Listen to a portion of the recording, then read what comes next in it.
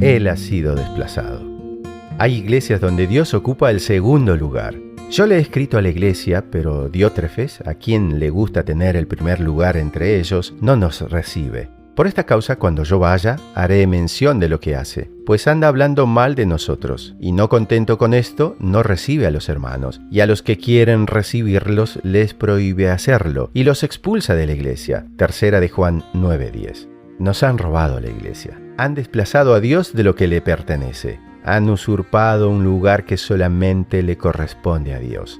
La triste realidad en muchas iglesias de hoy es ver que Dios está afuera. Cristo, quien la compró con el precio de su sangre, está afuera. Y los que aquí estamos adentro del edificio mientras alabamos, hacemos y decimos cosas que Cristo nunca hubiera dicho y que Dios nunca hubiera establecido para su pueblo. Cuando Pablo describe su primera carta a los Corintios, subraya y dice que escribe a la iglesia de Dios que está en Corinto. Hace énfasis en que la iglesia no es de Pablo, ni de Pedro, ni de Apolos, sino que es de Dios. En el pasaje inicial que leímos de Tercera de Juan, nos encontramos con un caso de abuso de liderazgo y con un atropello a todos, inclusive a los que habían iniciado la iglesia por medio de un pseudo pastor llamado Diótrefes. Pablo había sido el fundador de la iglesia. Juan había pastoreado la iglesia en Éfeso y luego Timoteo. Pero ahora la iglesia cae en manos de un arrogante y ambicioso líder que se convirtió en opositor y enemigo de uno que fue amigo de Cristo,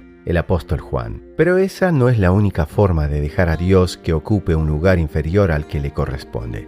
Existen otras cosas y sobre todo muchas prácticas eclesiásticas que se hacen sin el consentimiento de Dios y que no traen gloria a Él. Por ejemplo, la tradición sobre Dios, reglamentos internos que suplantan a la palabra de Dios. Votación por mayoría de los miembros de la iglesia suplanta a lo que Dios dice. La iglesia no es una democracia. Costumbres, fechas memorables, el famoso dicho, pero siempre lo hicimos así. La personalidad del pastor sobre Dios, su carisma, su simpatía, su elocuencia, los logros del pastor, su entrega, su dinamismo. Qué bueno que un pastor pueda tener todo eso, pero cuando el pastor se convierte en punto de exaltación y adoración, eso no agrada a Dios. Gente cercana al pastor pierde todo interés en el ministerio, porque para ellos el ministerio se termina cuando el pastor no está. Los programas de la iglesia por sobre Dios, la escuela dominical, las damas, los varones, los jóvenes, etc. Se insiste en mantener con vida a muchos ministerios que ya no funcionan, pero nos resistimos al cambio.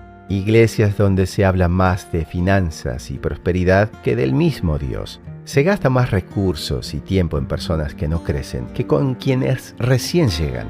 Los edificios sobre Dios. Construcciones innecesarias. Embellecimiento del edificio solo para presumir y no para dar gloria a Dios. Nuestros templos deben ser instrumentos y no monumentos. Elevadas inversiones en equipos, mobiliario, pero se carece de material evangelístico para regalar.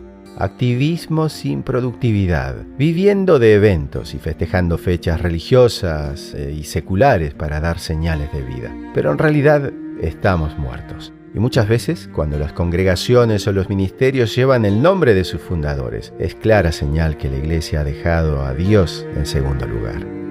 Piénsalo.